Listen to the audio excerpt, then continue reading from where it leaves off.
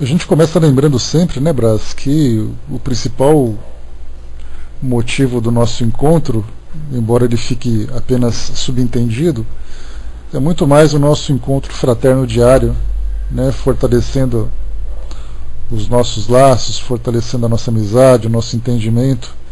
E o conhecimento vem como consequência, né, daquilo que a gente consegue desenvolver através dos nossos estudos.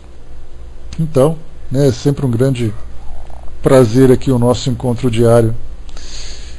Meus amigos, a gente vai fazer hoje então o nosso tema livre.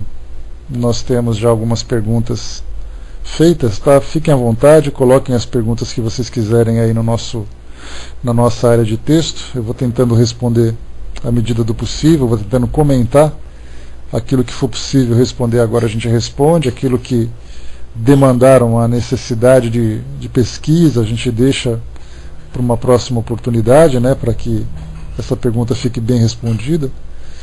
E vamos então comentando aqui, né? A Ju começa aqui na área de texto, né? Depois eu já pego aqui o Dudu também em PVT. A Ju coloca na área de texto no que eu acho de falar sobre o Gasparetto e o Jô Soares naquele vídeo, quando o Jô fala do tempo linear, né?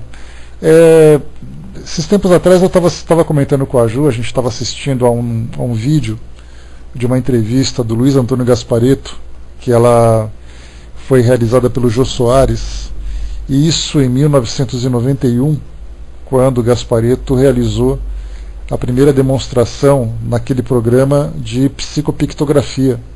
Então ele fez ali o trabalho de pintura e tal, e depois ele falou um pouquinho sobre o trabalho de autoajuda que ele costuma desenvolver através das publicações dos seus livros, do programa de rádio que ele tem também, né?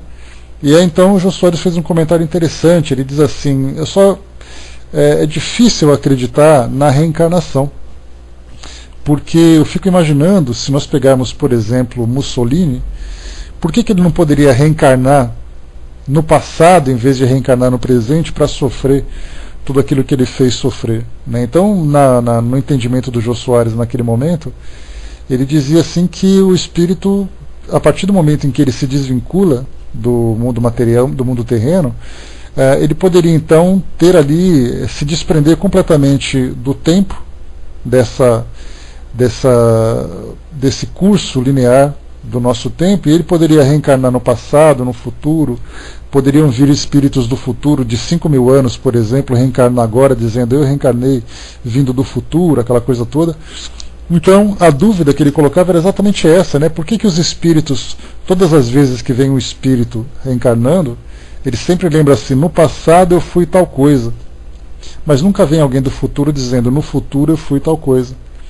E aí então essa pergunta foi feita para o Irineu Gasparetto, numa entrevista feita, eu acho que um mês antes, naquele mesmo ano, e o Luiz Antônio ele comentou o seguinte, que ele assistiu aquele programa na televisão, que ele gostou muito do programa, e quando o Jô Soares fez essa pergunta, ele ficou se coçando em casa para poder responder. E quando chegou a vez dele, o Jô Soares fez a mesma pergunta, e aí, então ele começou a trazer aquela resposta, né? Só que eu achei que a resposta do Luiz Antônio não foi bem esclarecedora, talvez por falta de tempo e tudo mais. Mas é interessante a gente pensar assim, que o pensamento dele, do Jô, de imaginar que o espírito, a partir do momento em que ele se desprende do mundo terreno, ele se encontra envolvido na dimensão das consciências mais evoluídas, é um pensamento bastante simplista, porque a gente tem que lembrar sempre que nós, enquanto espíritos, nessa condição evolutiva em que nós nos encontramos hoje, nós partimos daquelas esferas mais primitivas do nosso desenvolvimento moral e intelectual, e a gente tem uma relação muito íntima, uma relação muito próxima com o mundo terreno. Então o espírito vai evoluindo nesse contato íntimo com a matéria, reencarnando nas tantas e tantas vezes para que ele possa se desenvolver. E aí então, nessas idas e vindas, a sua consciência está muito ligada à matéria, e por isso muito ligada ao tempo, ao desenvolvimento da matéria e ao desenvolvimento biológico do qual ele necessita para a sua evolução. Então, enquanto ele se encontra nessa esfera mais inferior do mundo material, ele depende dessa ligação íntima com esse ambiente. Então, na verdade, ele tem consciência do tempo que ele viveu, então as suas experiências do passado estão ligadas ao tempo do nosso planeta. Então, a história, por exemplo, nós pegamos um livro de história, pegamos lá, né, o período da história antiga, da história medieval, moderna, contemporânea, todas aquelas divisões que os livros tradicionais trazem para nós. E as nossas experiências morais e intelectuais estão ligadas diretamente a esses eventos do mundo terreno. Por isso o espírito, enquanto ele se encontra ligado ao mundo terreno, a sua consciência não consegue se desprender. Então, ao mesmo tempo em que a história da humanidade vai evoluindo, a sua consciência também vai acompanhando. Então não é aquela história dele voltar no passado, ir para o futuro e ficar naquela liberdade que se imaginava naquela pergunta que foi feita. Então, enquanto nós estivermos essa relação próxima com os eventos do mundo material, a nossa consciência vai acompanhar esse mesmo desenvolvimento. Porém, vai chegar um momento em que o espírito desmaterializado começa então a viver nessas esferas das consciências superiores, das consciências que têm esse conhecimento mais amplo do universo, do seu mecanismo, do seu dinamismo, essas consciências que têm uma ligação mais próxima com Deus, e aí então independem daquilo que acontece no nosso mundo. Agora, de que forma que esses espíritos evoluem a partir do momento em que eles se desprendem do mundo terreno, isso para nós é um mistério. Dificilmente a gente vai conseguir trazer uma resposta lógica pelos vários pontos de vista, porque aí nós entraríamos não apenas na visão da própria doutrina espírita, como também na visão de todas as doutrinas filosóficas e religiosas, cada uma trazendo o seu ponto de vista, e todas são válidas e ao mesmo tempo todas são incompletas. Exatamente porque nós não podemos falar de uma coisa que a gente não conhece. Dentro do nosso entendimento, vivendo dentro desse espaço-tempo que nós temos hoje, o espaço é exatamente esse ambiente onde a gente vive. O tempo é exatamente esse curso linear que a nossa consciência vai se desenvolvendo. A partir do momento em que o espírito se liberta desse universo, ele entra numa dimensão que foge da nossa realidade. E aí então dificilmente a gente vai encontrar uma resposta. A pergunta que o Jô Soares fez foi exatamente o contrário. Ele partiu das esferas superiores dessas consciências desmaterializadas para chegar no mundo material. E nós não podemos simplesmente saltar etapas. Como diz, né, o axioma que nós conhecemos do universo científico, a natureza não dá saltos. Então, o espírito precisa passar etapa por etapa, precisa ter consciência das suas ações, precisa assumir as responsabilidades por aquilo que ele faz, vivenciando experiências que trazem essas consequências, experiências que vão fazer com que ele passe pelas suas expiações, pelas suas provas, até que chega um momento em que o ambiente terreno, o teatro planetário que ele vivencia, já não oferece mais para ele nenhum tipo de lição, nenhum tipo de aprendizado que ele possa adquirir. É aí então que ele parte para esferas mais elevadas, né? E aí então a gente tem alguns depoimentos, algumas descrições, né, nas publicações que chegam para nós, falando um pouco sobre esse universo, mas é algo que foge bastante do nosso entendimento. A Ju colocou, né, e o que ele desejou, né, pode dizer que os espíritos também reencarnam em planetas inferiores, ao ponto de resultar o que ele, Jô, supôs como deveria ser. Temos exemplos de espíritos de capela, né? Mas na verdade, Ju, o que o Jô Soares colocou não era nem essa questão de planetas, de mundos habitados, né? Ele falava mesmo do nosso universo, mas falava desses espíritos que estão ali fora desse ambiente terreno, né? Então é exatamente ali que a gente coloca, né, a importância de termos o entendimento de que nós estamos aqui presos a esse mundo material, não apenas na questão do nosso grau evolutivo, da nossa vibração, mas também nessa ligação de pensamento, dessa ligação de consciência. Já no que diz respeito ao ambiente, né, a essa questão de reencarnarmos, por exemplo, em mundos inferiores, nós falamos em mundos inferiores no sentido do desenvolvimento daqueles espíritos que estão ali presentes, mas as experiências que o espírito vai vivenciar são experiências compatíveis com o seu grau evolutivo. Ele pode ter um desenvolvimento intelectual avançado, mas moralmente ele se encontra ainda nas esferas mais primitivas, no nível mais primitivo. E aí então é nesse ambiente mais hostil, convivendo com os seres mais inferiores, mais primitivos que ele, que através da sua contribuição, através do seu trabalho, ele vai conseguir então contribuir para a sua própria evolução, ajudando na evolução desse ambiente onde ele se encontra. Então, reencarnar num ambiente inferior não significa que o espírito se inferiorize. Significa apenas que as suas experiências estarão vinculadas ao seu nível evolutivo. A gente lembra de uma situação interessante, quando a gente diz assim, né? Poxa, ele era uma pessoa tão boa. A gente pega uma pessoa qualquer, né, um exemplo para todos nós. Ele era uma pessoa tão boa e de repente desandou. Ele começou a usar drogas, ele começou a se alcoolizar, se tornou agressivo, aquela coisa toda. Dá a impressão de que ele era uma pessoa boa e de repente ele se tornou uma pessoa ruim.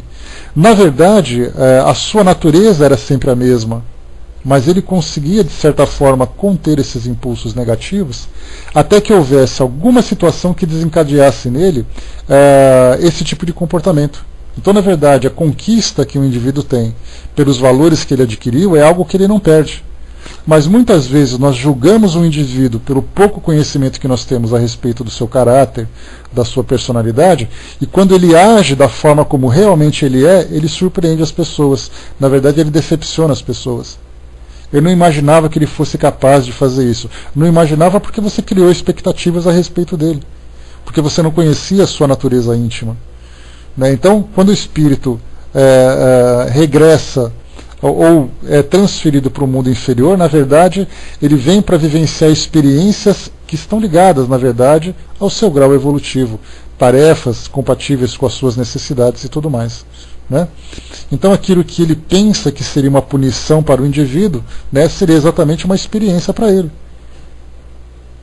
Na verdade, é simplesmente necessidade que ele tem de viver de uma forma mais restrita, que exige mais do seu caráter, exige mais do seu intelecto, mas aquilo que ele adquiriu continua, né, guardado para ele próprio.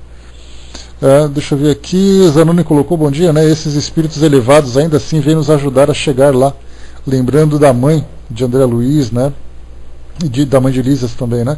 A gente lembra que os espíritos que são mais elevados, porque exatamente esse é um entendimento que se tem nas religiões tradicionais, que é assim, quando você vivencia a sua experiência religiosa e você consegue seguir os preceitos da sua religião e você é classificado como uma pessoa de bem, um espírito bom, de bom coração e tudo mais, quando você desencarna, a ideia é que você vai para o paraíso e lá você fica por toda a eternidade contemplando a majestade de Deus e tudo mais.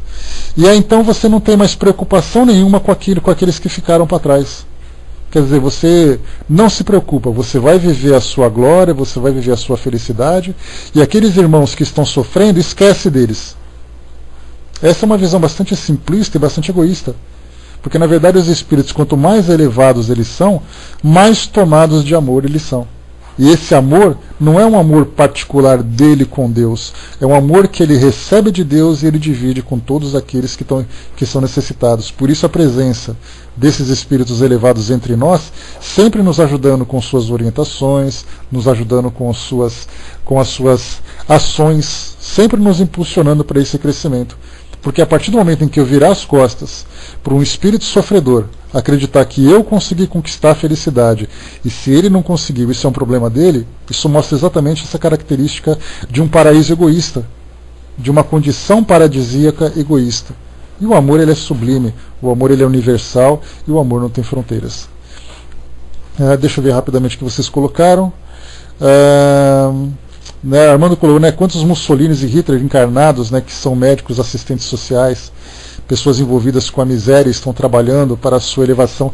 Essa é uma questão, Armando, que você colocou muito interessante, porque quando a gente sempre fala sobre expiações, ou sobre karmas, por exemplo, que é essa palavra vinda do Oriente Médio, né, do Oriente, mas que dá esse entendimento para nós da lei de causa e efeito, as pessoas sempre acreditam que você só vai conseguir se regenerar, se reequilibrar diante de uma falta, se você sofrer absurdamente. É aquela ideia do olho por olho, dente por dente. E na verdade nós contamos com a generosidade de Deus, que nos dá a oportunidade dessa redenção através do amor e não necessariamente através do sofrimento. Né? Joana de Ângeles tem uma passagem, tem uma frase interessante, que ela diz assim: quando você joga um tijolo para cima, a tendência é esse tijolo cair na sua cabeça, essa pedra cair na sua cabeça. Mas se você abre o guarda-chuva da caridade, você pode amortecer essa queda. Então quando você joga uma pedra para cima, na verdade, é a sua ação. A reação é a pedra voltar pela própria lei da gravidade e vai te machucar. Mas quando você consegue amortecer pela lei do amor e da caridade, significa que você vai responder por aquilo que você fez. Mas essa resposta pode ser transformada numa ação de caridade que vai amenizar o seu sofrimento, a sua dor. Né? Então nós temos ali vários e vários espíritos que foram bastante perversos no passado devido ao seu grau de ignorância e que através do esclarecimento, através do desenvolvimento dos seus valores, se tornaram espíritos nobres que hoje nós adoramos e contemplamos e nós nos espelhamos desses espíritos e nós nos esquecemos do seu passado. Que se tivéssemos o contato, a gente certamente diria assim, né, esse espírito que fez tal coisa, tomara que ele sofra tanto. A gente vê isso na televisão, quando a gente liga e assiste a esses programas que mostram esses crimes, pessoas que mataram de um jeito, pessoas que mataram de outro. O pensamento impulsivo e passional que nós temos hoje é exatamente assim, tomara que ele sofra da mesma forma. Mas aí esse espírito depois vem como uma pessoa generosa e a gente fica, como essa pessoa é boa, mas eu não entendo porque sendo uma pessoa tão boa ela sofre tanto na vida dela. Quer dizer, da mesma forma, né, o sofrimento vem como um aprendizado e as atitudes nobres vêm para ela como uma grande lição de amor que ela consegue desenvolver por ela própria. Né? Então, é isso, né, Ju? Não sei se a gente conseguiu chegar naquele entendimento. A próxima questão, pessoal, nós estamos no tema livre hoje, quem quiser colocar questões aqui, fique à vontade. Né? Armando colocou, né, que o movimento espírita coloca uma má conduta em uma encarnação será punida na próxima, mas sabemos que o espírito não tem compulsória, né? Pode escolher como será a sua encarnação futura para se redimir. Né? A compulsoriedade, digamos assim, ela é restrita para aqueles espíritos que ainda são primitivos. Né? Primitivos não, aqueles que ainda são muito ignorantes, aqueles espíritos que ainda estão muito voltados para o seu egoísmo e tudo mais. Né? Agora, assim, de um modo geral, pelo grau de esclarecimento que nós temos, a gente consegue, né, os espíritos conseguem nos convencer, digamos assim, nos convencer da necessidade da nossa elevação, da necessidade do nosso progresso. Então nós temos o livre-arbítrio, mas é claro, né, se a gente deixasse o nosso livre-arbítrio conduzir as nossas escolhas, a gente certamente escolheria ali aquilo que é muito mais fácil, muito mais simples para resolver os nossos problemas. Só que na verdade, né, a cada um segundo as suas obras. Né? Então eles nos ajudam nessas escolhas, nos oferecendo opções, e aí então nós fazemos as escolhas de acordo com as nossas possibilidades. Né? O Dudu colocou para nós aqui, né, uma pergunta. Vou fazer a leitura aqui, Dudu. Quando durmo, eu entro em desdobramento, e nesses sonhos que estou tendo, o espírito vaga por lugares, e acordo no meio da noite para beber água 1, 2 vezes, lúcido, claro. E todas as vezes que volto a dormir eu consigo acompanhar um sonho que estava tendo, quantas vezes eu acordar e dormir. Como fica esse desdobramento, já que ao acordar o espírito não desdobrado está em meu corpo físico, já que não estou sonambúlico. Né? A nossa mente, Dudu, ela traz para nós assim, alguns enigmas, alguns mistérios que é difícil da gente decifrar. Mas o que a gente pode entender através da emancipação é que quando se fala em sonhos, a gente já conversou sobre isso, nós temos 3 situações básicas que nós podemos entender. O sonho como sendo resultado dos estímulos que o dia a dia vai nos oferecendo, um trabalho agitado, um programa de televisão, uma festa. Né? A gente sempre fala sobre isso, né? Que imagina uma criança que acaba de chegar de uma festa de aniversário, como é que vai ser a noite dela. Né? Então ela esperneia, ela grita, ela fala, aquela coisa toda. Uma feijoada dá um enjoo daqueles. Né? Então a gente vê assim que claramente a mente continua vivenciando as experiências que ele viveu no seu dia a dia. O segundo sonho é aquilo que o próprio Freud fala, né, do nosso inconsciente, que vai armazenando ali os nossos traumas, os nossos choques e tudo mais, e através dos sonhos então ele manifesta esse seu lado escondido, esse seu lado que não consegue se manifestar na sua vivência natural. E o terceiro é a realidade do mundo espiritual. É aquela realidade em que o indivíduo, através da emancipação, ele entra em contato com esse ambiente espiritual desmaterializado e ele vivencia experiências. E de acordo com a intensidade dessas experiências, de acordo com a facilidade com que o espírito tem de se libertar do corpo material, é muito fácil ele voltar a ter esse contato. Seria mais ou menos como se eu estivesse atendendo ao telefone e conversando com alguém, e aí então alguém bate na minha porta, eu falo, espera um pouquinho que eu já volto. Eu vou lá, atendo a porta, depois eu volto e continuo falando na ligação. Quer dizer, a minha mente ela se encontra conectada com aquela experiência do mundo espiritual, envolto naquela experiência espiritual, independente se eu me encontro dormindo ou se eu me encontro acordado. É claro que é muito mais fácil, nesse caso, a emancipação. Quer dizer, o espírito se desprende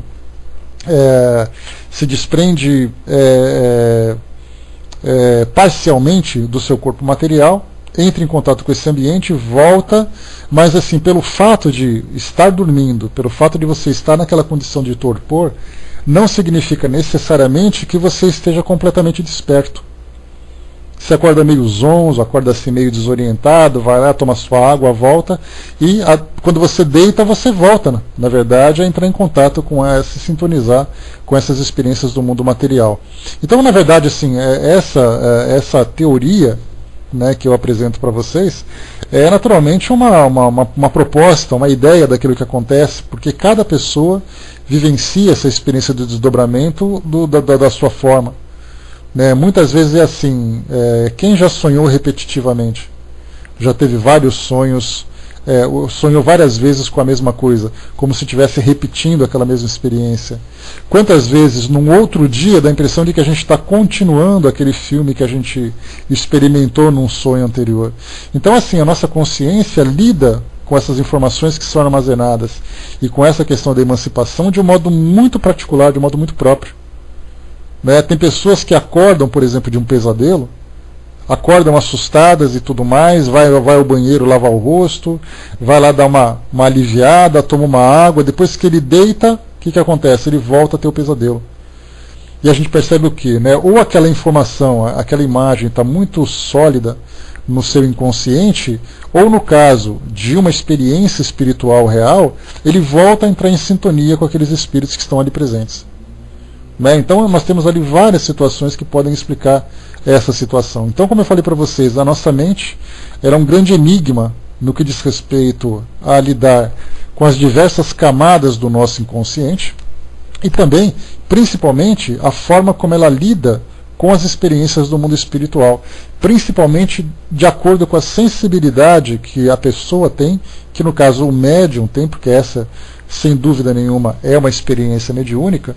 Então, se ele tiver uma sensibilidade muito grande, é muito fácil entrar em sintonia com o mundo espiritual. Outro já tem mais dificuldades. Né? A Dudu colocou aqui, né, mas se eu não estou desdobrado, quando acordado, é como se o espírito estivesse me esperando para continuar essa sensação que sinto. Né? Na verdade, é que você não se desprendeu completamente daquela experiência espiritual. Então você, digamos assim, voltou parcialmente para o seu corpo, teve a consciência, vivenciou ali, fez o que tinha que fazer. Quando você relaxou de novo, você entrou em sintonia. É como se você não tivesse se desconectado. Né? Então, se desprendeu, depois você volta, vive aquilo que você vivenciou, depois você dá continuidade. Né? Aí você volta a ligar a televisão de novo. Né? Então, nesse caso, são informações armazenadas no seu inconsciente. Né? É muito difícil explicar isso, Dudu, porque, como eu falei para vocês, né, cada um tem ali uma experiência muito particular no que diz respeito a a mente, as informações que estão ali presentes e tudo mais. Tá? Agora, sim, o que a gente sempre fala nessas experiências que são extraordinárias, que são diferentes daquilo que a gente costuma viver no nosso dia a dia, não é se prender na experiência em si. mas é observar o resultado dessas experiências. O que isso te proporciona? Você pode não saber explicar por que você volta a se sintonizar com aquele cenário, com aquela situação que você observou inicialmente, mas você percebe qual é o efeito que aquilo te provoca. Então você vai se perguntar, será que isso é positivo? Será que eu costumo conviver com essas pessoas? Será que aquela experiência é recorrente para mim? É através desse tipo de análise que a gente vai tendo essa compreensão. Muitas vezes a gente tem uma preocupação muito grande em analisar o evento, e a gente se esquece do efeito que esse evento provoca. Então, assim, dificilmente a gente vai conseguir ter uma resposta simples por isso. É analisando a frequência com que isso acontece, o resultado dessas experiências e tudo mais. Né? Deixa eu ver aqui. Deixa eu ver, tá certo.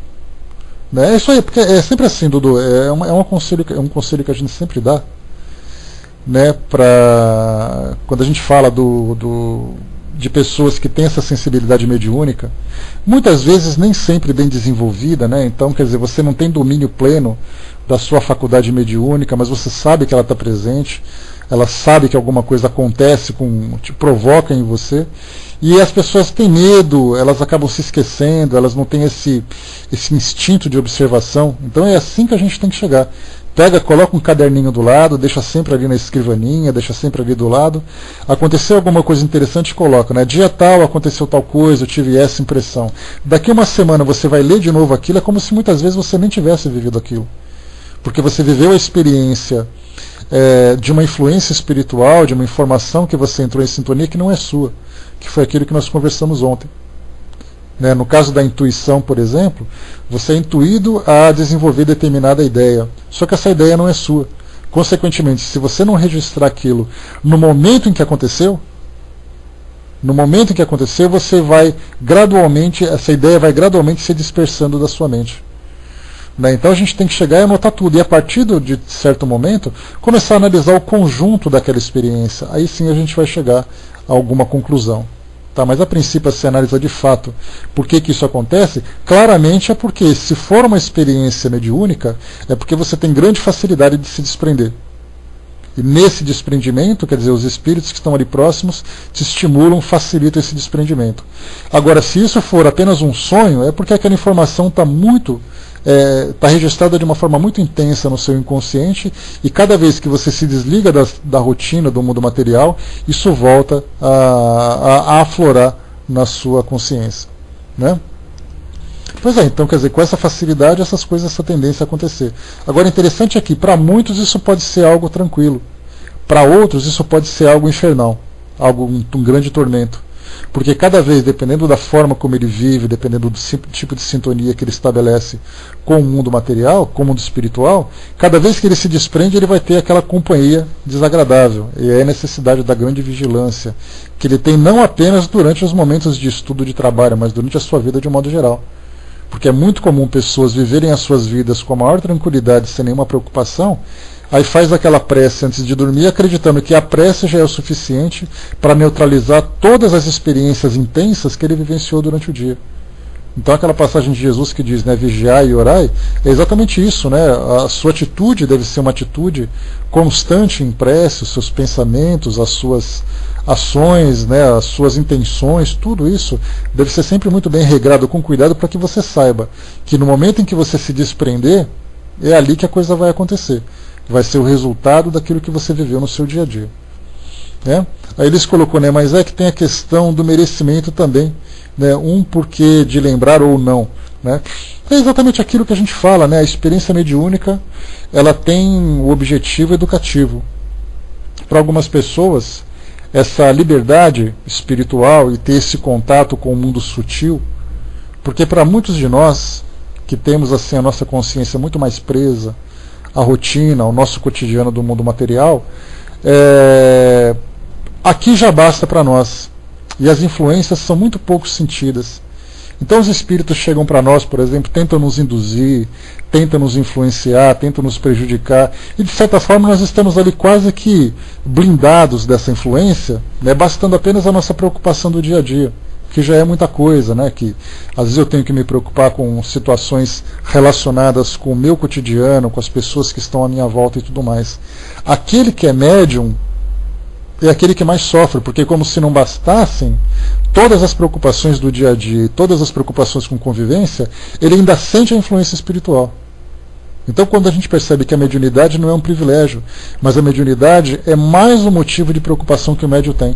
E isso faz com que ele, por ter essa sensibilidade mais aflorada, faz com que ele fique muito mais vigilante e tenha maior necessidade de autoeducação.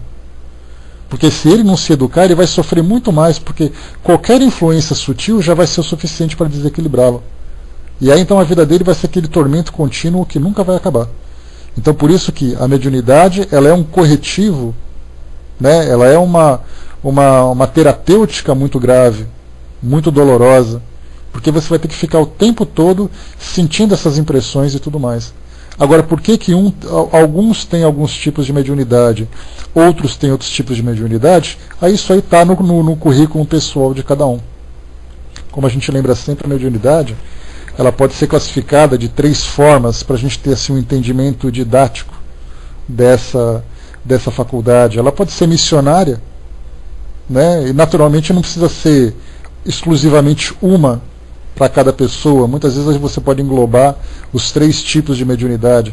Então ela pode ser uma mediunidade missionária para aqueles que dedicam suas vidas em benefício do próximo, em benefício dos espíritos, tentando ajudar da melhor forma. Então, na verdade, a missão, né, é sempre a autodoação. E nós temos aquelas grandes missões, os grandes missionários, como desses que nós conhecemos aqui no nosso mundo, como nós temos aquelas pequenas missões. Quando se fala em missionário, a primeira coisa que a gente pensa é Madre Teresa, Mahatma Gandhi, Chico Xavier e tudo mais. Né? E na verdade não, na verdade eu posso ser um missionário simples, fazendo um trabalho doméstico, um trabalho pequeno, de acordo com a capacidade que eu tenho. Né? Não pode me colocar um peso muito grande nas costas por aquilo que eu não posso suportar. Então, a mediunidade missionária. Nós temos a mediunidade provatória, e essa provação ela diz respeito ao orgulho, ela diz respeito à vaidade, ela diz respeito ao equilíbrio. Muitos médiuns, por exemplo, se acham privilegiados pela mediunidade. Muitos médiuns se acham especiais por serem médiuns.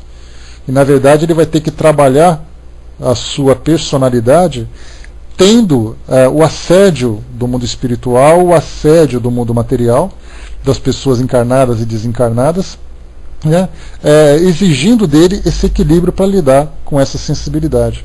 E nós temos a mediunidade expiatória, que é exatamente essa capacidade, né, que o indivíduo tem de entrar em sintonia com o mundo espiritual e isso provocar nele uma possibilidade, ou oferecer para ele uma oportunidade de resgate. De repente reencontrar com inimigos do passado, ter contato mais de uma forma mais apurada com o sofrimento das pessoas, ter a capacidade de sentir a dor do próximo. Então, tanto provatória, como missionária, como expiatória, algumas vezes eu posso passar por uma expiação, mas me dedicar ao outro. Muitas vezes eu sofro, mas ainda assim eu acho que eu sou aquele sofredor orgulhoso. Então nós temos ali esses 3 tipos que vão se misturando. Né? Então, assim, ser médium é exatamente isso. Ser médium é você ter esse sexto sentido, exigindo de você um equilíbrio maior, independente do trabalho que você faz.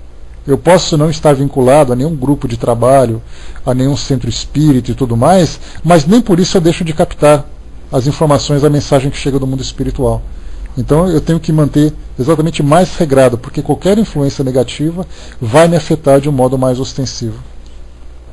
O Zanoni colocou para nós aqui, né, meu irmão esses dias sonhou que foi levado a um lugar que tinha pessoas conversando e discutindo, que o guardião e outras pessoas chamavam de farol ou farolete.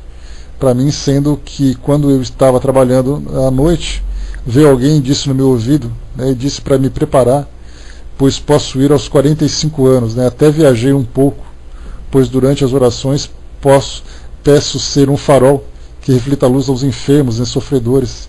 e em casa seja um guardião para aqueles que procurem auxílio, né? Os sonhos, na verdade, eles são, principalmente os sonhos que refletem as lembranças que chegam do mundo espiritual, eles são muito enigmáticos para nós. Quando nós estamos com a nossa consciência desprendida do nosso cérebro, que é o nosso órgão, né, do pensamento, o centro do nosso sistema nervoso e tudo mais, quando nós nos desprendemos, nós temos uma capacidade de ter uma visão muito mais ampla, de uma visão muito mais profunda da experiência que nós vivenciamos. Quando nós retornamos, o nosso cérebro pega essas informações e ele procura organizar da forma que ele pode. Por isso que muitas vezes nós sonhamos com uma determinada imagem, uma determinada experiência, que na verdade ela não reflete a realidade. Mas é o nosso cérebro tentando interpretar aquela lembrança que nós estamos guardando. Então esses simbolismos que chegam para nós devem ser observados da mesma forma que eu trouxe anteriormente para vocês. A gente tem que sempre analisar o resultado daquilo que essa experiência trouxe para nós. Né? Então, se é uma experiência positiva, não no sentido do prazer, porque muitas vezes eu digo assim, eu tive um sonho maravilhoso, muito prazeroso, mas não significa necessariamente que isso me proporcione algum tipo de equilíbrio. E aí nós falamos de sonhos ligados à sensualidade, sonhos ligados a prazeres de convivência, a prazeres de atitudes e tudo mais. Então a gente acorda feliz com um tipo de sonho que na verdade ele traz para nós um prazer muito mais vicioso do que algo mais elevado. Então nós temos que ter assim parâmetros para poder medir exatamente que tipo de sensação eu tive com aquela experiência. É uma sensação prazerosa no sentido nobre ou prazerosa no sentido, entre aspas, mundano? Se for no sentido nobre, de acordo com os valores que eu desenvolvi em mim, que eu aprendi e tudo mais, isso para mim então, o simbolismo, embora eu não tenha compreensão, foi muito válido. A experiência foi muito válida. Né? Então é nesse sentido que a gente tem que analisar esses enigmas que a nossa mente traz para nós. A Cindizinha colocou, né, sonhos com a psicofonia no estado de desdobramento. Né? Por várias vezes já me ocorreu de observar a mim mesmo como canal de comunicação de outro espírito. No sonho eu falava, mas tinha consciência de que não era eu, muito louco, né? É aquilo que eu coloquei para vocês, né? No mundo espiritual a gente acaba vivenciando experiências das mais diversas. Aí entram todos os sis que a gente comenta, né? Se esse sonho reflete uma experiência mediúnica, a gente começa a juntar as peças do quebra-cabeça, né? Ou seja, você vivendo uma experiência mediúnica no mundo espiritual, você tendo contato com espíritos que estão trabalhando numa experiência mediúnica, você como observadora, você como aprendiz. Eu já contei para vocês de sonhos que eu tive, que tinha um espírito do meu lado que ele estava me ensinando a atravessar uma parede sólida. Ele dizia assim, ó, coloca a sua mão aqui para você ver. Aí eu colocava a mão e eu sentia como se fosse uma gelatina meio mole, minha mão entrava e saía. Coloca a mão nessa mesa, eu colocava a mão na mesa assim, a mão ia atravessando. Tenta agora voar daqui até ali. Aí eu voava assim, meio tropeçando, meio caindo e tal, mas eu tinha essa pessoa do meu lado. Aí eu pergunto, isso foi uma experiência real?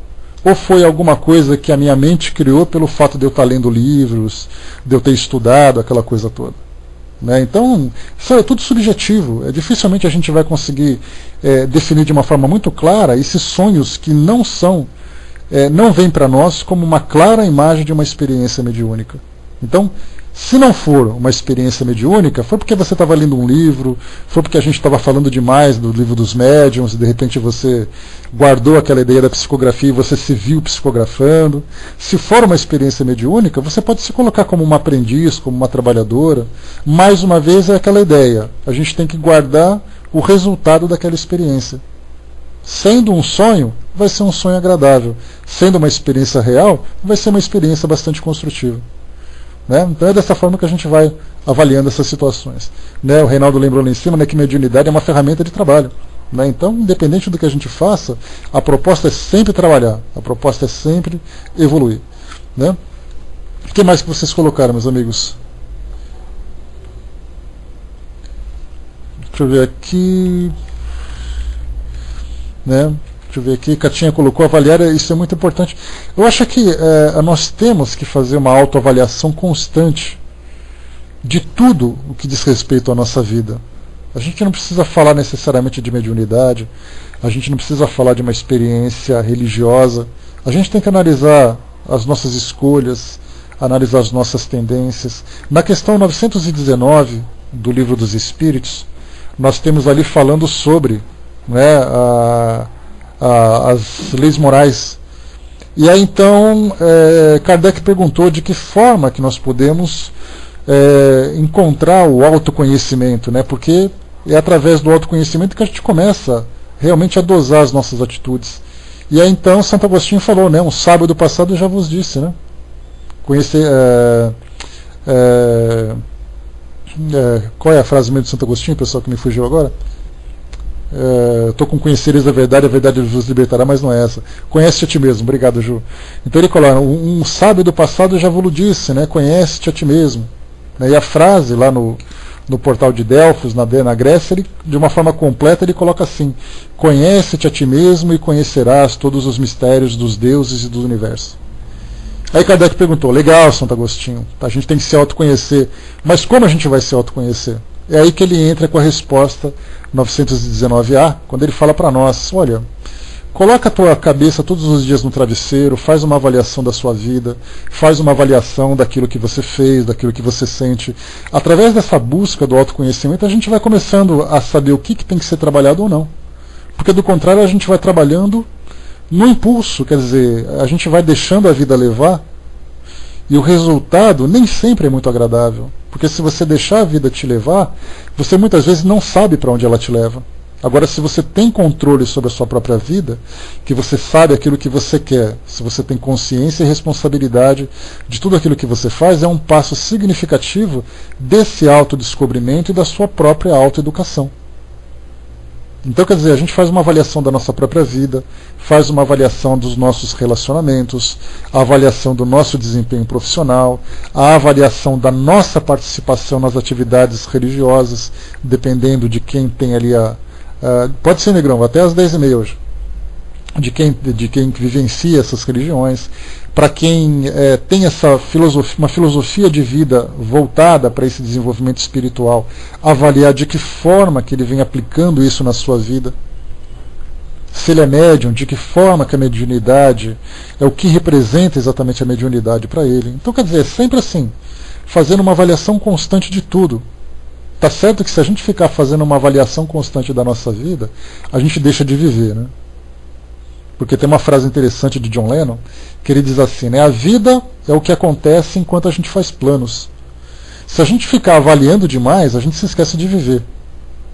E no final a gente vai ter um caderno em branco, porque nada foi escrito, porque a gente passou o tempo todo avaliando as coisas sem tomar nenhum tipo de decisão, sem nenhum tipo de atitude. Então a gente tem que dosar sempre, né? Aquilo que eu faço, aquilo que eu posso fazer, quais serão as consequências que isso vai trazer para a minha vida e tudo mais, né? Deixa eu ver aqui, o Rei colocou para nós sobre dependência afetiva, né? Dependência afetiva, né? Rei, você quer comentar alguma coisa? Ou eu posso soltar aqui? Beleza, você fala, né? O Reinaldo vai falar um pouquinho sobre dependência afetiva, que é um tema bastante interessante também, que é o que a gente percebe hoje, né? Que quando a gente falou essa semana sobre a depressão, que é o mal do século, né? Exatamente pelo tipo de vida que nós estamos vivendo hoje, pelo tipo de escolhas que nós estamos fazendo, pelas cobranças que a nossa sociedade vem fazendo sobre nós. Então isso gera um tipo de psicopatologia em nós que gera grande sofrimento, grande incapacitação. E muitos, aliás, um aspecto muito poderoso dessa parte da depressão é exatamente a questão das nossas frustrações afetivas. É a intensidade com que nós depositamos na mão de outras pessoas a responsabilidade de nos fazerem felizes. Então essa carência, que é muito natural, todos nós somos carentes de alguma forma. O fato de nós estarmos vivendo num mundo tão problemático como esse hoje já denota essa nossa carência. E é exatamente essa ansiedade que nós temos de suprir essa carência que faz com que a gente faça essas escolhas de um apego material, de um apego afetivo, de um apego químico, de um apego religioso, qualquer coisa. Então as pessoas procuram fugas, na verdade, para suprir esse vazio interior delas. Mas aquilo que mexe muito mais com a gente é exatamente essa carência afetiva. né? Eu vou passar para o Rei então, para fazer um comentário, depois eu volto, Negrão, e faço aqui um comentário sobre a sua pergunta, beleza? Então, Rei, passando para você, e a gente volta aqui então em seguida, vamos lá. O negócio é o seguinte, eu tive tendo contato com esse tema, dependência afetiva. Com o tempo, eu fui me colocando quase que no dever ou na obrigação de escrever alguma coisa sobre isso, quem sabe até para virar um estudo em centro espírita. Tá? E logo ao desenvolver um pouco mais esse estudozinho que eu estou fazendo, né, por conta própria, sem encomenda nenhuma, eu queria modificar em cima de algumas coisas que estava Roma, e cada um está falando de um jeito aí. Então eu queria modificar em cima de algumas coisas que são os elementos básicos, para o André até desenvolver isso também. Tá? Porque fundamentalmente depressão tem a ver com isso também. Então, é levantar o seguinte: a prática do egoísmo, a existência do orgulho, a segurança do apego, as dificuldades do desapego, o cultivo da vaidade, a adaptação total de cada um ao materialismo, a presença da baixa estima, a constatação da solidão, o sentimento de culpa, a ansiedade continuada, a insegurança, inveja, perda, a existência da inflexibilidade, o hábito da maledicência, a manutenção de uma mágoa, o hábito da preocupação, a instalação do medo, a vivência da ilusão, a resignação com a doença, e vai por aí. A gente chegou mais ou menos até aqui. Então eu queria levantar isso porque é um mal que ataca muita gente, essa dependência afetiva. Cada um de nós pode ser um dependente afetivo de alguém em graus mais diferenciados, é isso. Não sei se eu me fiz entender, se a reverberação está atrapalhando, mas ansiedade continua isso. Tá? Mas tomara que vocês tenham pego o fundamento da coisa, porque isso aí da margem é uma discussão super interessante, né?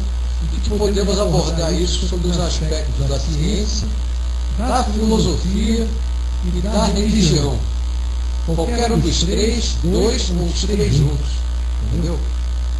Isso eu achei muito interessante, porque eu não sabia nada a respeito disso, e comecei a me enfronhar para poder levantar os dados, para poder conhecer isso, conhecer pessoas que trabalhavam com isso. E achei super importante comentar isso com vocês, porque é uma coisa que acontece toda hora, todo dia. Né? Com gente que a gente conhece, conosco, etc. E tal. Então, obrigado pela atenção de vocês, era isso só que eu tinha para falar. André, passando para você, ok? Devolvendo aí o microfone.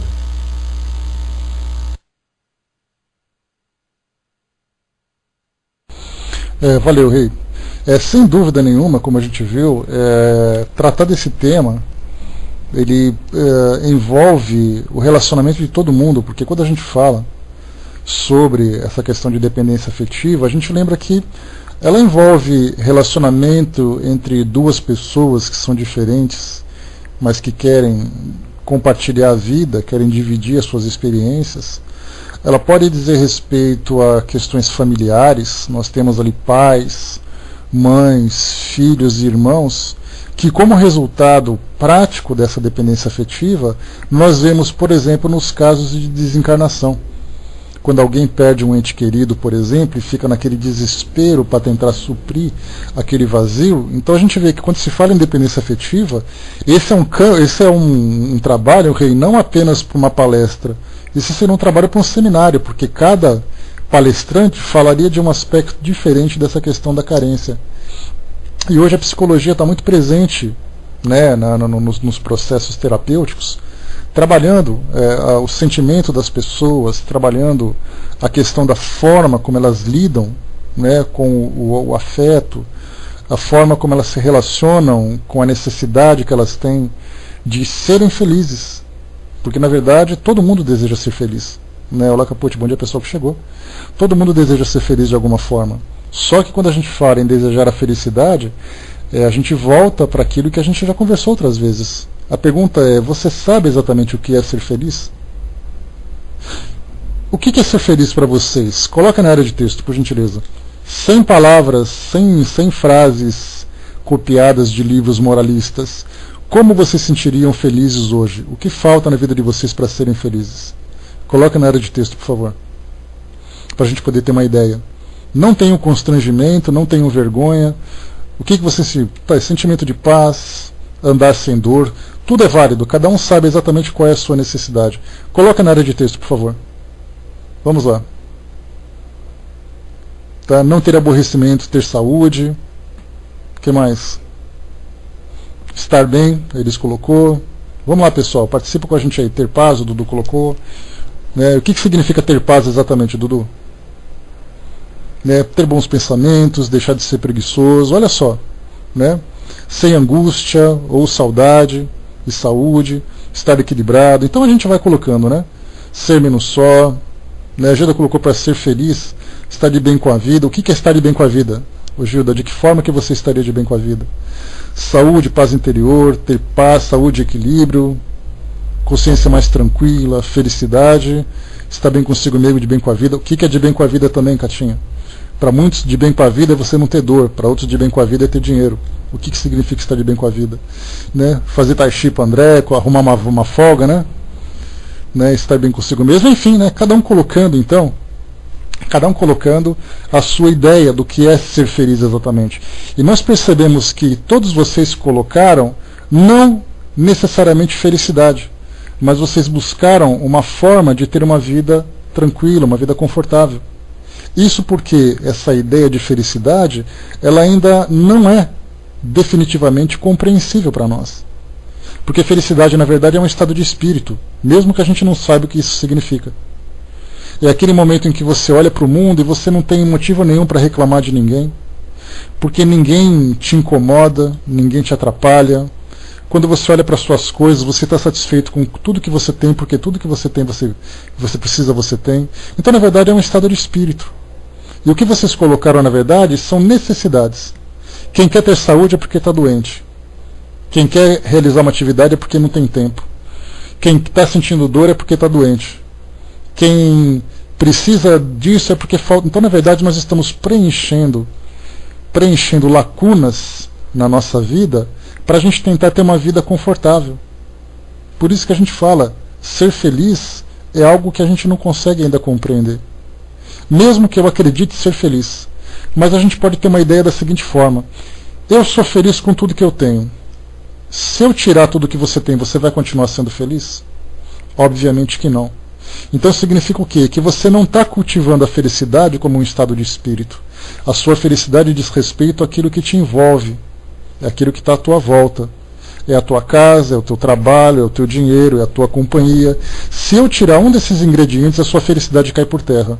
Como a felicidade é uma conquista do espírito, se eu tirar alguma coisa de você e você se tornar infeliz, significa que você não é feliz. Você tem uma vida equilibrada, uma vida estável, uma vida tranquila.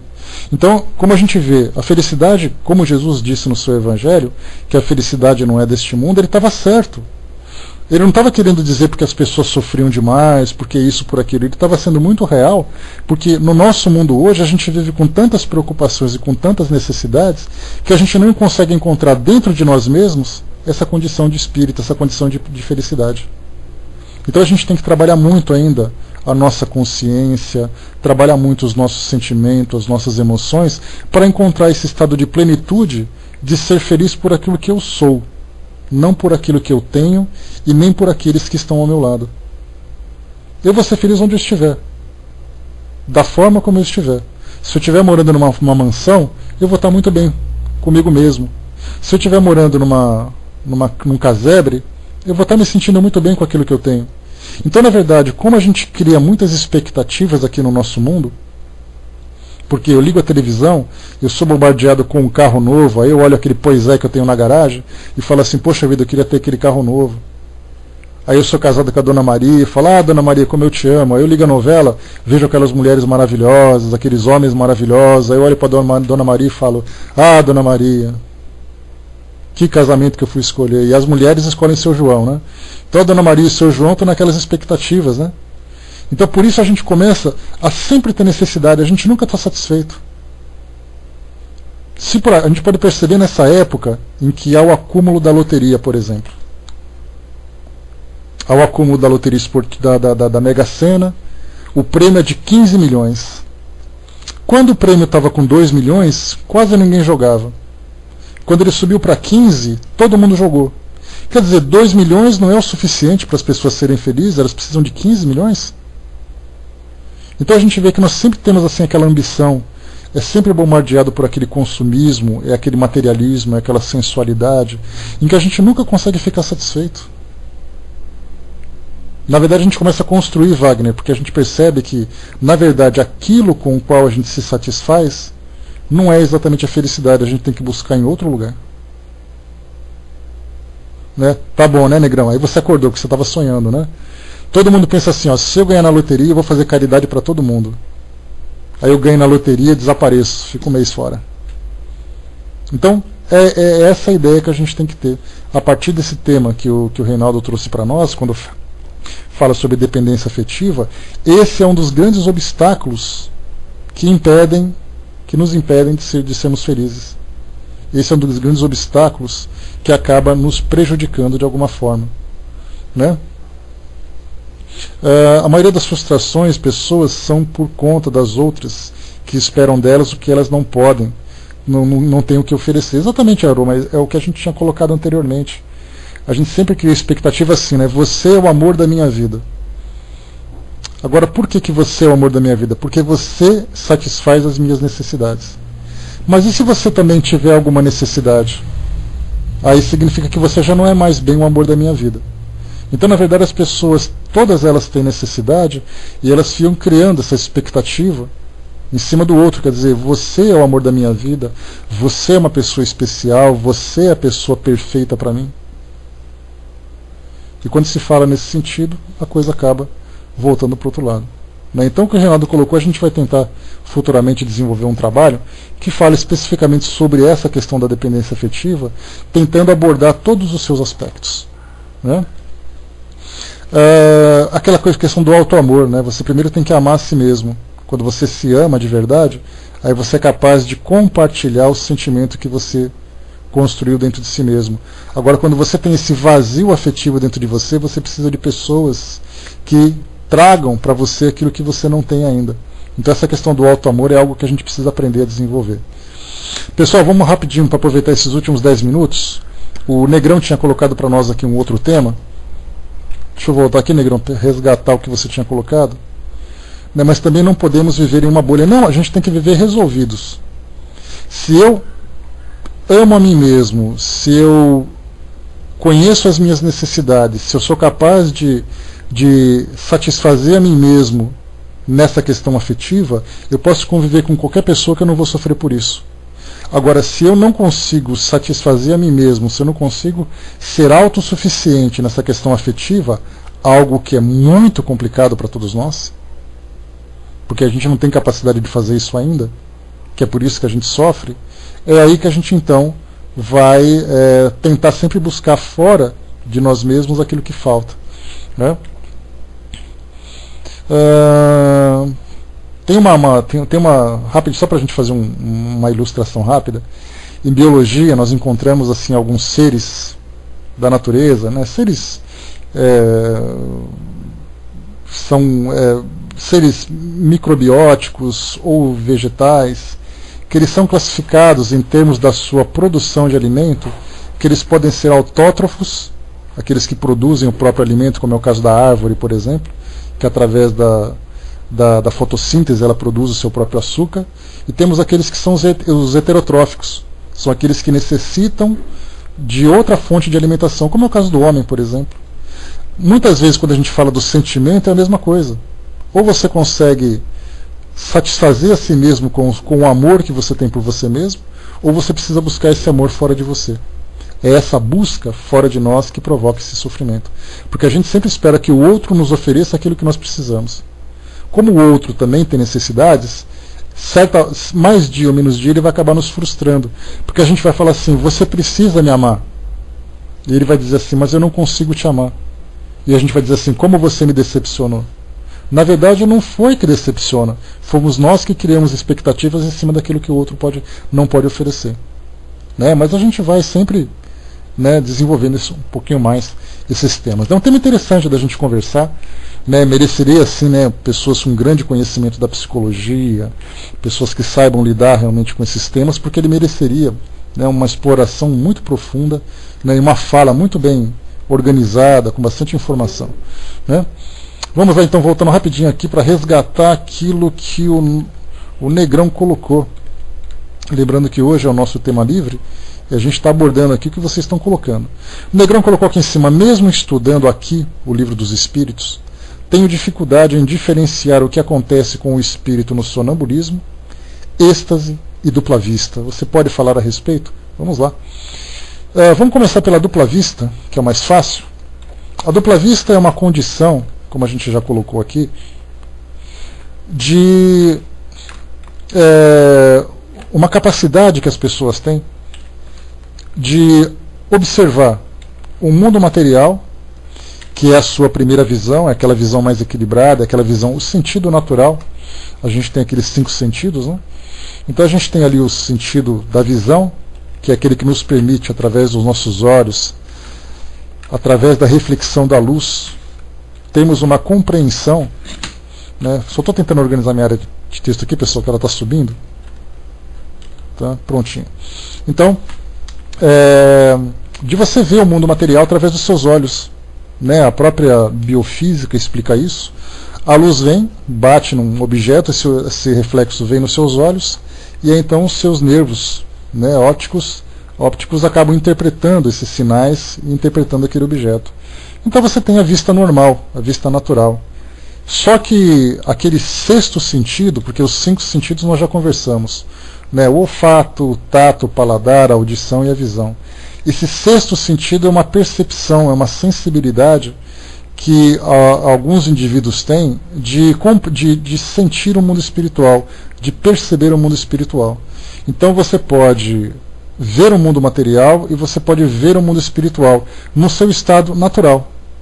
Ou algumas vezes quando você passa por uma situação que te provoque esse sentido. Então quando você está doente, quando você fica muito nervoso, quando fica muito estressado, alguma coisa, de repente você viu um vulto, você viu um espírito, alguma coisa, então esse é uma dupla vista.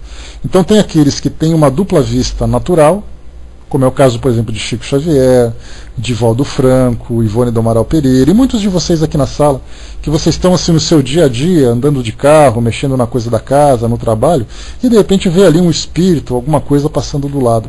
Essa é a dupla vista natural.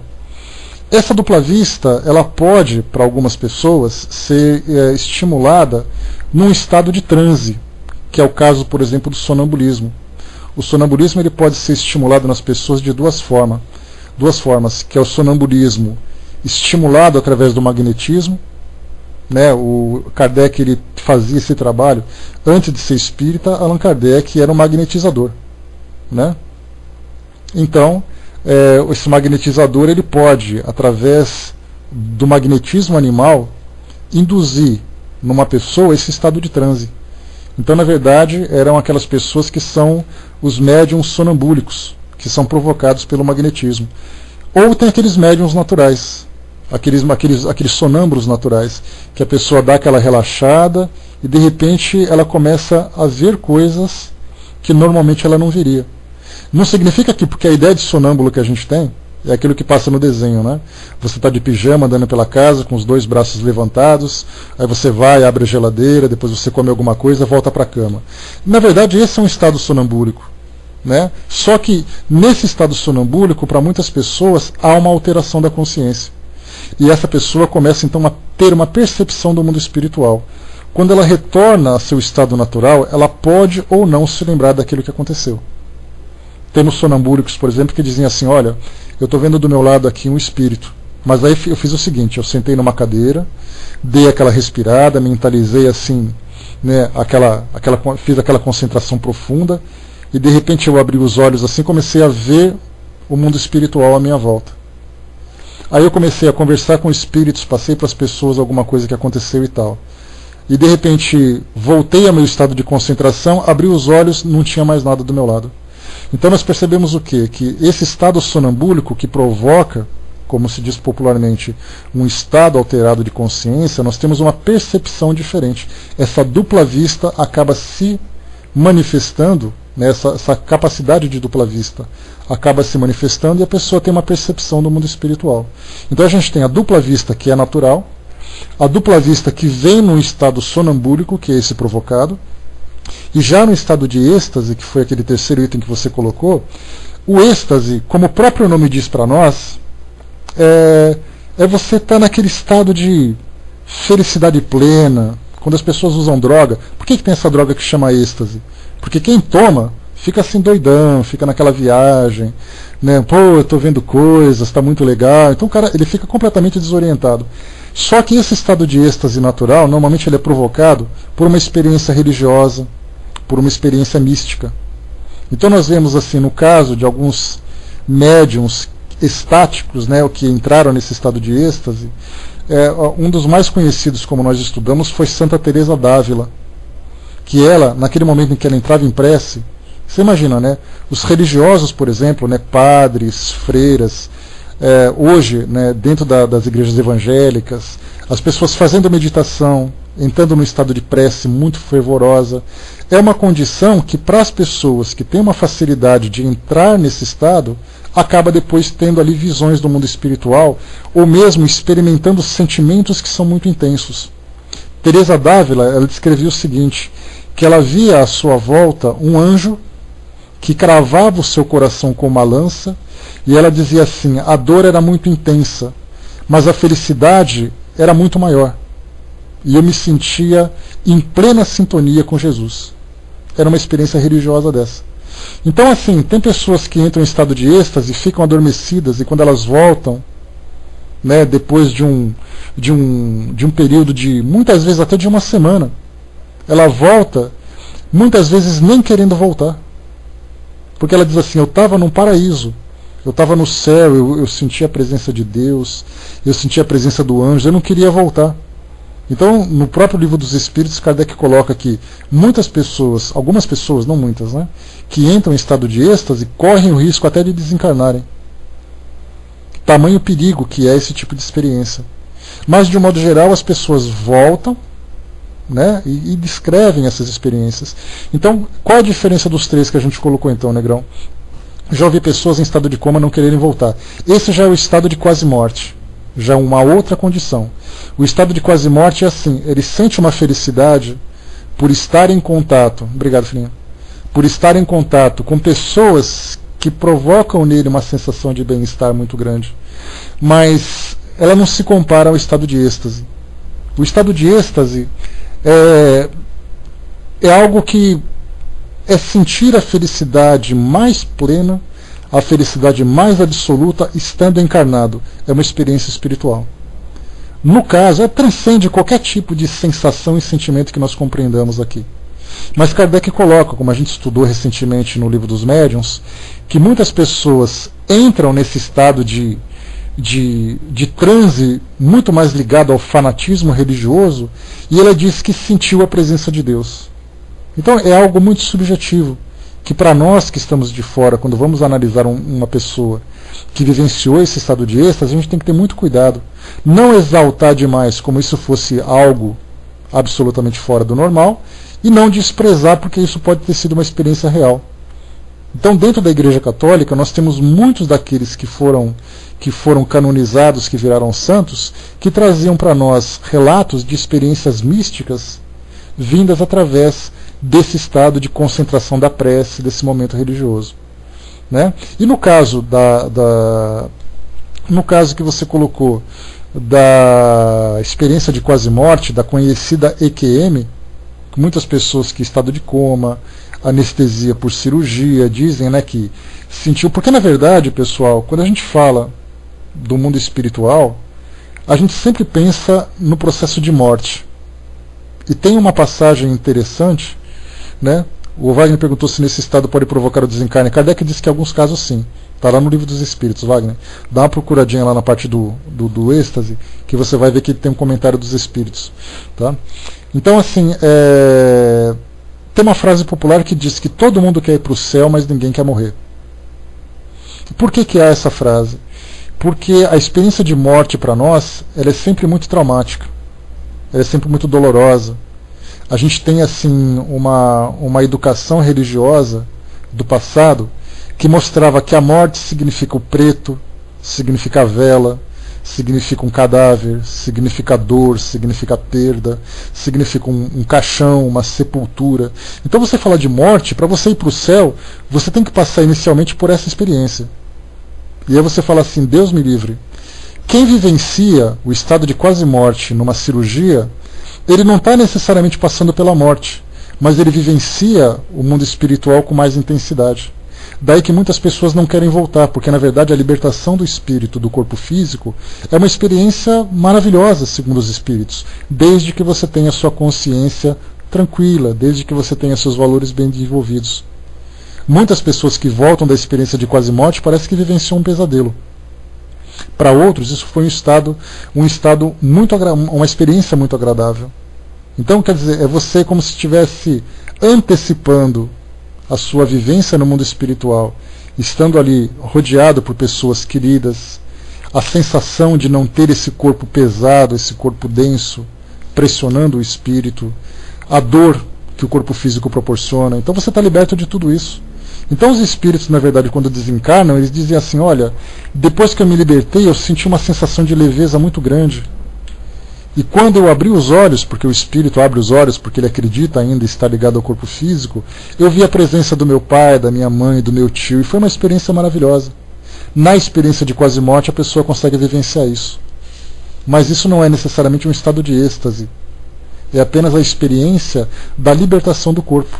Já o estado de êxtase é como se você estivesse presente numa dimensão superior onde somente os espíritos felizes estivessem presentes. Então não sei, Negrão, se eu conseguir definir um pouco mais, né, clarear um pouco mais cada uma dessas situações, né, mas é bem interessante a gente conversar com pessoas, principalmente que tenham vivenciado isso, ou ler através da literatura essa experiência, né? Pois é, a gente vê assim, né, uma ideia, né, Cássia, de que são experiências muito particulares. A gente vive aquela experiência e é difícil a gente definir. Assim como os espíritos têm dificuldade de descrever para nós a sensação de estar desencarnado, quando nós vivemos uma experiência dessa natureza, nós também não conseguimos traduzir para as pessoas aquilo que elas estão sentindo, aquilo que nós sentimos. É algo muito particular. A gente só vai dizer assim, foi uma experiência maravilhosa, foi uma experiência única. Então a gente vai usar palavras que somente nós vamos entender. Né? Não temos como traduzir isso para as pessoas sem que elas vivenciem. Seria mais ou menos assim, você oferecer um pedaço de chocolate daquele mais saboroso para uma pessoa que nunca comeu chocolate. Aí ela vai comer e vai dizer assim, olha, é maravilhoso. Quer dizer, falar de chocolate é uma coisa pobre. Tá certo que para muitas pessoas o chocolate traz a felicidade, né? Né, André? Então, para quem come chocolate, é uma felicidade porque eu comi aquele chocolate suíço, tal. Cada um sente felicidade ali onde gosta, né? Vamos lá. Né? Pois é. Até parece que não é, né? Olha só que movimentação. A tela estava quieta até agora há pouco. Foi falando de chocolate e aconteceu. Mas vamos lá, pessoal. Então é mais ou menos assim, né, que a gente traz cada uma dessas experiências que a gente vivencia no mundo espiritual, né? Pessoal, a gente para por aqui. Já deu o nosso horário, né? O tema livre hoje foi muito produtivo, foi muito legal. Eu espero ter trazido para vocês aqui algum pouco de esclarecimento, né, a respeito dos temas que vocês colocaram. Naturalmente, né, nem tudo a gente consegue explicar por uma própria limitação pessoal de conhecimento, por ter vivenciado determinadas experiências e tudo mais, mas só o fato da gente ter conversado sobre isso, de vocês terem trazido para nós essas ideias, já valeu a pena. Amanhã nós temos o nosso Evangelho no Lar, que vai das 9h30, das 9h15 até as 10 horas, e depois das 10 às 10h30 nós temos mais meia hora de tema livre. Toda sexta-feira a gente faz isso. Tá? E aí, Ju, a gente fala sobre o que você colocou sobre mediunidade gratuita. Tá? Que eu não esqueci não. Então amanhã, depois final das 10 horas, a gente tem mais meia hora de bate-papo para a gente poder trocar ideia. Tá legal? O Zanoni colocou: encontrei um seminário com a Sueli Caldas Schubert, em João Pessoa, com o tema Mediunidade e Caminho para Ser Feliz no YouTube. Então ela fala um pouquinho sobre o livro, né, Zanoni? Legal, ela faz uma prévia sobre tudo isso, é um material muito legal para ter aí arquivado, né, na máquina de vocês. Muito bem, a gente vai finalizando por aqui o nosso estudo de hoje. Eu vou passar para a nossa amiga Betinha, que vai fazer o encerramento, e a gente volta em seguida para concluirmos aqui o nosso trabalho. Né? Eu a vocês, viu, Sandra? Se não fossem vocês aqui, não ia ter graça nenhuma. Então a gente está sempre junto aqui agradecendo essa convivência. Como eu falei no início, né, os estudos que a gente tem, os temas que a gente conversa, na verdade, ele nada mais são do que o motivo da gente estar aqui. Mas na verdade a convivência diária que a gente tem é aquilo que alimenta sempre essa nossa relação deliciosa. Né? Mas vamos lá, passando para a Betinha, voltamos em seguida para dar os recadinhos para vocês. Com você, Beth, beijos.